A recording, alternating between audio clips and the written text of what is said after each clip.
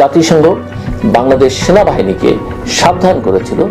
এই হুমকি বা সতর্কতা আন্তর্জাতিক পর্যায়ে বাংলাদেশের সেনা রাজনীতির প্রতি কতটা নজর রেখেছে তা বোঝায়। শেখ হাসিনার ভারত আশ্রয় এবং দিল্লি ঢাকা সম্পর্কের টানাপোড়েনকে আরো বাড়িয়ে তুলেছে। এখন প্রশ্ন, ভারত কিভাবে এই নতুন বাস্তবতাকে মোকাবেলা করবে? তারা কি নিজের কৌশল বদলাবে, নাকি আবারও অভ্যন্তরীণ বিষয়ে হস্তক্ষেপ না করার নীতিতে ফিরে যাবে? আপনাদের স্বাগত জানাই আমি আমার কথা শুনবার জন্য। বাংলাদেশের রাজনৈতিক পালাবদলে ভারতের ভূমিকা এবং দৃষ্টিভঙ্গি কি, বিশেষ করে 2024 সালের জুলাই আগস্টের ছাত্র জনতার যে অভ্যুত্থান হয়ে গেল, সেই বিষয়ে ভারতের অবস্থান কি, এই অভ্যুত্থানটিকে ভারত কিভাবে দেখছে, ভারতের সম্পর্কে কি জানতো, সেটি নিয়ে আমার আসলে আজকের আলোচনা। বাংলাদেশের সাম্প্রতিক রাজনৈতিক ঘটনা প্রবাহ, বিশেষ করে 5 আগস্ট 2024 সালের সেনা, ছাত্র জনতা, সকল শ্রেণী পেশার মানুষের সম্মিলিত যে প্রয়াস, সেনাবাহিনীর কথা আমি এই কারণে বলছি, সেনাবাহিনী সেদিন যদি জনগণের পক্ষে না দাঁড়াতো, এই অভ্যুত্থান আসলে কোথায় গিয়ে দাঁড়াতো সেটা অনেক কঠিন। কাজে সেই ক্রেডিট তাদেরও দিতে হবে। সবাই মিলে শেখ হাসিনা সরকারকে উৎখাত এবং সেই পরিপ্রেক্ষিতে ভারতের প্রতিক্রিয়া এবং কৌশলগত অবস্থান, এসব বিষয় নিয়ে দেশ বিদেশে চলছে বিস্তর আলোচনা। আজকের এই আলোচনায় আমি বলবার চেষ্টা করব কিভাবে ভারত আগাম জানতো শেখ হাসিনার পতনের সম্ভাবনা, কিভাবে তারা পরিস্থিতি পর্যবেক্ষণ করছিল এবং কেন তারা সরাসরি হস্তক্ষেপ করেনি। সেই সাথে আমি তুলে ধরবার চেষ্টা করব দিল্লি ঢাকা সম্পর্কের বর্তমান উত্তেজনা, আন্তর্জাতিক প্রতিক্রিয়া এবং চীন ভারত ভূ রাজনৈতিক প্রতিদ্বন্দ্বিতার ইস্যুটি। শেখ হাসিনার পতনের প্রাক্কালে ভারতের এক ধরনের সতর্কতা ছিল। 22 মার্চ 2025 ভারতের পররাষ্ট্রমন্ত্রী এস জয়শঙ্কর এক গুরুত্বপূর্ণ বৈঠকে পররাষ্ট্র বিষয়ে পরামর্শদাতা কমিটিকে, অর্থাৎ ভারতীয় পরামর্শদাতা কমিটিকে জানান যে 5 আগস্টের সামরিক উত্থানের আগেই দিল্লি জানত বাংলাদেশে শেখ হাসিনা বিরোধী প্রবল ঢেউ তৈরি হচ্ছে। ভারতীয় গোয়েন্দা এবং কূটনৈতিক পর্যালোচনায়ও এই বিপ্লব পূর্বাভাসিত হলেও ভারতের হাত ছিল প্রায় বাঁধা। জয়শঙ্কর বলেন, ভারত কেবল পরামর্শ দিতে পেরেছিল, কারণ হাসিনার উপর তাদের প্রভাবের একটা বড় ঘাটতি ছিল। এই বক্তব্যে এটা পরিষ্কার হয় যে ভারত পরিস্থিতি সম্পর্কে অবগত থাকলেও তা নিয়ন্ত্রণ বা মোড় ঘোরাবার সক্ষমতা তখন আর তাদের হাতে ছিল না। যেমন শেখ হাসিনারও আসলে শেষ পর্যায়ে এসে কিছু করবার ছিল না। জাতিসংঘ এবং আন্তর্জাতিক মহলের আরো সতর্কতাও ছিল, আমরা জানি। শুধু ভারত নয়, বাংলাদেশের পরিস্থিতি সম্পর্কে আগাম সংকেত পেয়েছিল আন্তর্জাতিক মহলও। জয়শঙ্কর জাতিসংঘ মানবাধিকার প্রধান ভলকার টার্কের মন্তব্য উদ্ধৃত করেন, যেখানে জাতিসংঘ বাংলাদেশ সেনাবাহিনীকে সাবধান করেছিল যাতে তারা নিরস্ত্র বিক্ষোভকারীদের ওপর দমনমূলক অভিযান না চালায়। তা না হলে বাংলাদেশ সেনাবাহিনীকে শান্তিরক্ষা মিশন থেকে নিষিদ্ধ করা হতে পারে। সেনাবাহিনী অবশ্য এটি স্বীকার করেনি বা তারা এটা অস্বীকার করেছে। এই হুমকি বা সতর্কতা আন্তর্জাতিক পর্যায়ে বাংলাদেশের সেনা রাজনীতির প্রতি কতটা নজর রেখেছে তা বোঝায়। শেখ হাসিনার ভারত আশ্রয় এবং দিল্লি ঢাকা সম্পর্কের টানাপোড়েনকে আরো বাড়িয়ে তুলেছে, সেটা আমরা জানি, এবং এই সম্পর্কে টানাপোড়েনটা আগের থেকেই আছে। শেখ হাসিনার পতনের পর তাকে আশ্রয় দিয়েছে ভারত, তবে এই আশ্রয়দান এখন দিল্লি ঢাকা সম্পর্ককে জটিল করে তুলেছে।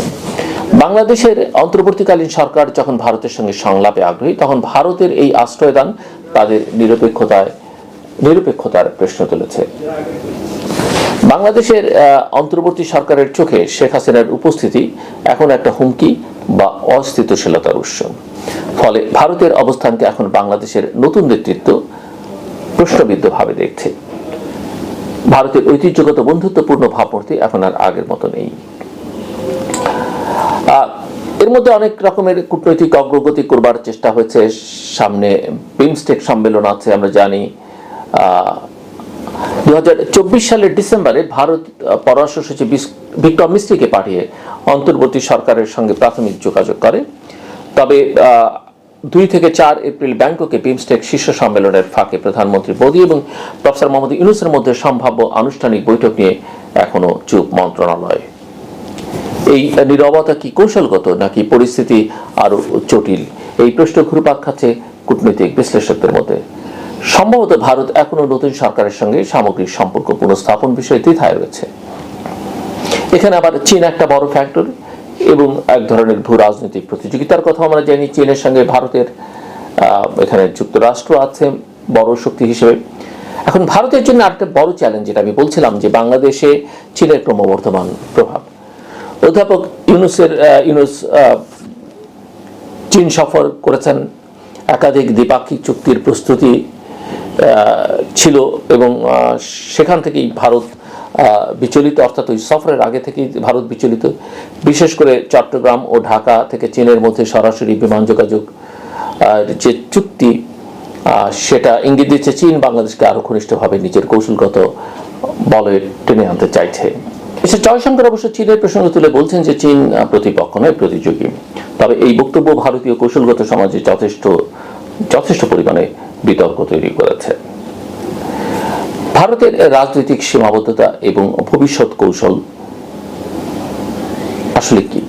ভারত বহু দশক ধরে বাংলাদেশের প্রভাবশালী শক্তি হিসেবে কাজ করলেও গত কয়েক বছরে পরিস্থিতি পাল্টেছে।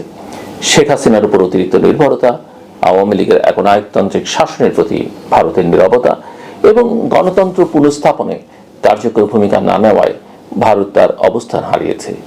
বাংলাদেশের জনগণের কাছে হৃদয়ে তার অবস্থান আসলে একেবারেই শূন্যের কোঠায়। বর্তমানে তারা একটা মাঝামাঝি ভূমিকা নিয়ে ধীরে ধীরে এগোচ্ছে, যাতে নতুন সরকারকেও খুশি রাখা যায়, আবার সাবেক মিত্র শেখ হাসিনাকেও একেবারে ছেড়ে না দেওয়া হয়। এই দ্বৈত কৌশল ভারতের কতটা টিকবে সেটা ভবিষ্যৎ বলতে পারবে। বাংলাদেশের রাজনৈতিক অস্থিরতা ভারতের কৌশলগত স্বার্থে এক গুরুত্বপূর্ণ অধ্যায়, কিন্তু শেখ হাসিনার পতন এবং নতুন সরকারের উদ্ভব ভারতকে এক নতুন বাস্তবতায় দাঁড় করিয়েছে। এখন প্রশ্ন, ভারত কিভাবে এই নতুন বাস্তবতাকে মোকাবেলা করবে? তারা কি নিজের কৌশল বদলাবে, নাকি আবারও অভ্যন্তরীণ বিষয়ে হস্তক্ষেপ না করার নীতিতে ফিরে যাবে? একই সঙ্গে ভারতের নতুন প্রজন্মের কূটনীতিকরা কি গণতান্ত্রিক মূল্যবোধকে সামনে রেখে দক্ষিণ এশিয়ায় একটি ভারসাম্যপূর্ণ ও গ্রহণযোগ্য নেতৃত্ব প্রতিষ্ঠার জন্য এগিয়ে আসবে? এইসব প্রশ্ন সবার মনে। সব মিলিয়ে ভারত বাংলাদেশ সম্পর্ক এখন এক সন্ধিক্ষণে দাঁড়িয়ে। এখানে সাবধানতা, ভারসাম্য এবং দীর্ঘমেয়াদী দৃষ্টিভঙ্গি ভবিষ্যতের কূটনীতির গতিপথ নির্ধারণ করবে। সবশেষে আমি যেটা বলতে চাই, বাংলাদেশের রাজনীতিতে ভারতের ভূমিকা নিয়ে বিতর্ক অনেক পুরনো, তবে বর্তমান সংকটে তা আরো স্পষ্ট এবং সংবেদনশীল হয়ে উঠেছে। শেখ হাসিনা যুগের অবসান, অন্তর্বর্তী সরকারের উত্থান এবং বাংলাদেশের নতুন পথরেখায় ভারতের কৌশলগত অবস্থান নতুন করে নির্ধারিত হতে যাচ্ছে। আমার কথা শুনবার জন্য আপনাদের অসংখ্য ধন্যবাদ। আপনাদের সবার জন্য শুভকামনা।